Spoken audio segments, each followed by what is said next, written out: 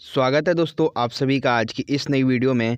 आज हम पढ़ने वाले हैं क्लास 11th की जो पॉलिटिकल साइंस की सेकंड बुक है, उसका चैप्टर सेकंड जो है स्वतंत्रता, जिसे इंग्लिश में कहें लिबर्टी या फ्रीडम।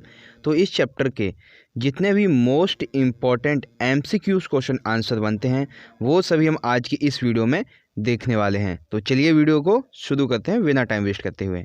तो इस चैप्टर का सबसे पहला एमसीक्यू आपकी स्क्रीन पे है, देख सकते हैं। साथ ही साथ आप आंसर देने की भी कोशिश कीजिएगा। वीडियो में प्रीमियर लगाऊंगा तो लाइव चल रहा होगा, ठीक है। मैं आपके आंसर देखूंगा।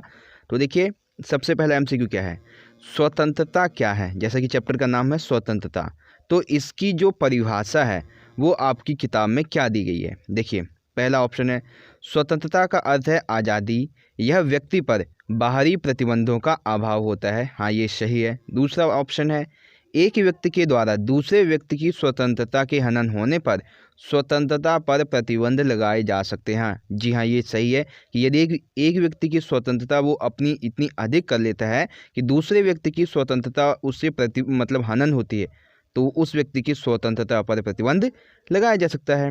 ये भी सही है। तीसरा है, व्यक्ति को कुछ भी करने की आज़ादी होती है। ये वाला ऑप्शन जो है वो गलत है, क्योंकि जो व्यक्ति है उसे हालांकि कुछ भी करने की तो आज़ादी है, लेकिन प्रतिबंधों के अभाव में रहकर, ठीक है। यानी कि ऑप्शन फोर्थ है, ए और बी दोनों, ये वाला आपका ऑप्शन सही होगा, ठीक है। अभी आप समझ गए होंगे स्वतंत्रता का अर्थ क्या होता है। चलिए आगे बढ़ते हैं। अगला प्रश्न है, स्वतंत्रता पर प्रतिबंधों की आवश्यकता के क्या कारण है। यानी कि हम जो है स्वतंत्रता पर प्रतिबंध लगते हैं, वो जो हम देखते हैं, तो इसकी हमें आवश्यकता क्या होती है, ठीक है।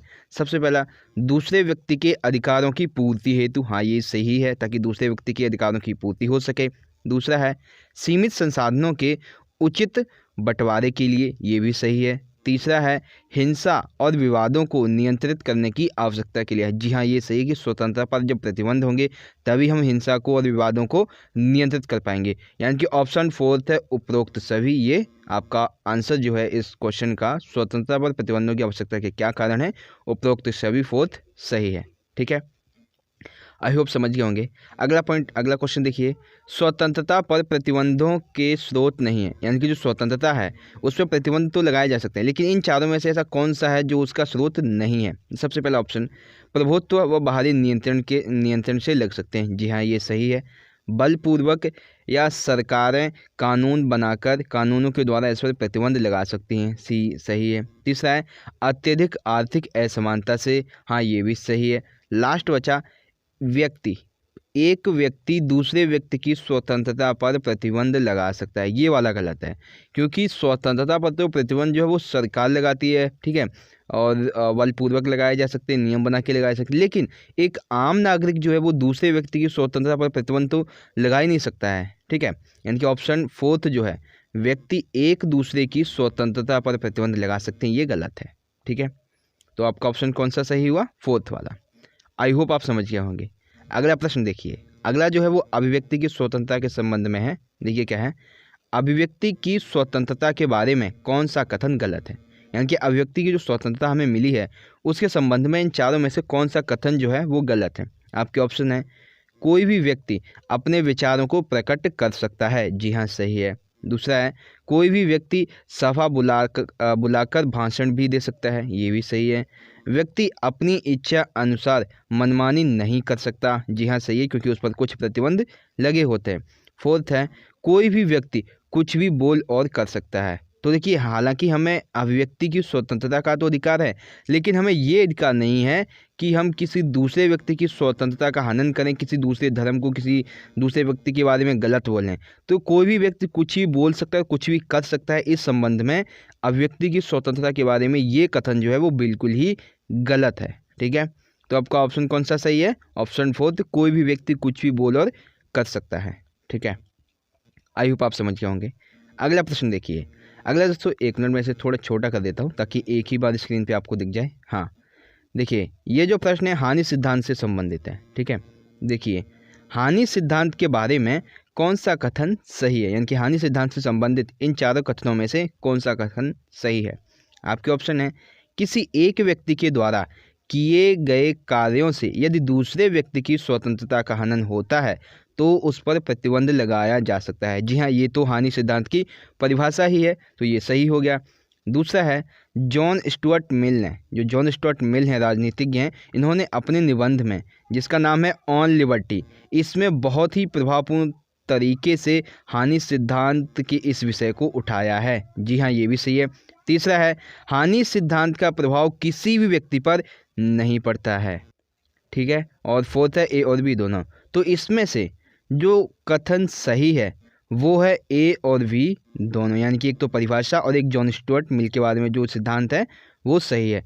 और गलत कौन सा हो जाएगा, हानि सिद्धांत का प्रभाव किसी भी व्यक्ति पर नहीं पड़ता, क्योंकि हानि सिद्धांत बना नाम ही इसलिए रखा गया है क्योंकि हानि सिद्धांत अर्थात एक व्यक्ति के द्वारा किए गए कार्यों से दूसरे व्यक्ति की स्वतंत्रता का हनन होता है, इसीलिए तो इसे हानि सिद्धांत कहते हैं, ठीक है। तो यानी कि हानि सिद्धांत का प्रभाव व्यक्तियों पर पड़ता है, ठीक है। तो हानि सिद्धांत के बारे में कौन सा कथन सही है, ए और बी दोनों, यानी कि ऑप्शन फोर्थ सही है।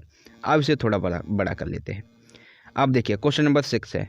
अब जो है वो बहुत ही छोटे छोटे प्रश्न आएंगे आपके। सबसे क्वेश्चन नंबर 6 देखिए, नेल्सन मंडेला की आत्मकथा का शीर्षक क्या है।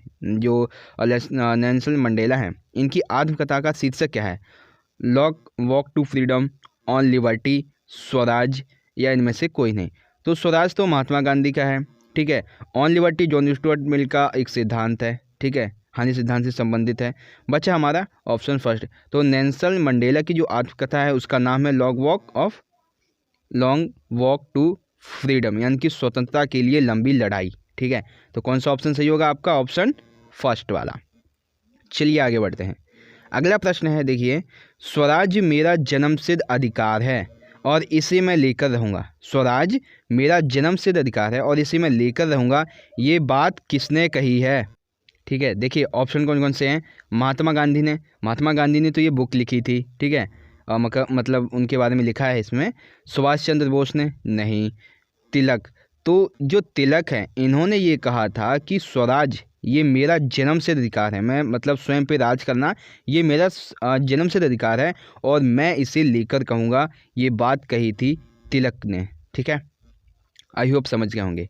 अगला प्रश्न देखिए, स्वतंत्रता पर प्रतिबंध के क्या आधार हैं, यानी कि स्वतंत्रता पर हालांकि प्रतिबंध लगाए जा सकते हैं, तो उस प्रतिबंध को किन आधारों पर लगाया जा सकता है। देश की सुरक्षा के संबंध में, मानहानि के संबंध में, न्यायालय की अवमानना के संबंध में, या उपरोक्त सभी के संबंध में।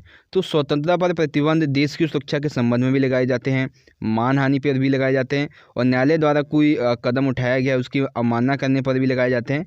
यानी कि स्वतंत्रता पर प्रतिबंध के आधार, इस क्वेश्चन का ऑप्शन जो फोर्थ है उपरोक्त सभी, ये वाला सही है, ठीक है। क्वेश्चन नंबर 8 का कौन सा आंसर सही है, ऑप्शन फोर्थ। चलिए आगे बढ़ते हैं। अगला प्रश्न देखिए, स्वतंत्रता की सकारात्मक अवधारणा के समर्थक कौन है, यानी कि स्वतंत्रता जो है उसकी सकारात्मक अवधारणा, सकारात्मक पक्ष के समर्थक कौन हैं। जॉन लॉस्की, मैकाइवर, जे एम्स मिल, ए और बी दोनों। तो जो स्वतंत्रता है इसकी अवधारणा के समर्थक जो हैं वो ए और बी दोनों, यानी कि जॉन लॉस्की भी हैं और मैकाइवर भी हैं, ठीक है। तो स्वतंत्रता की सकारात्मक अवधारणा के समर्थक कौन है, जॉन लॉस्की, मैकाइवर, यानी कि ऑप्शन फोर्थ, ए और बी दोनों, ये आपका यहाँ पे सही हो जाएगा, ठीक है। ऐसे ही अगला प्रश्न है नकारात्मक अवधारणा के संबंध में, ठीक है। देखिए एक मिनट, हाँ एक सेकेंड,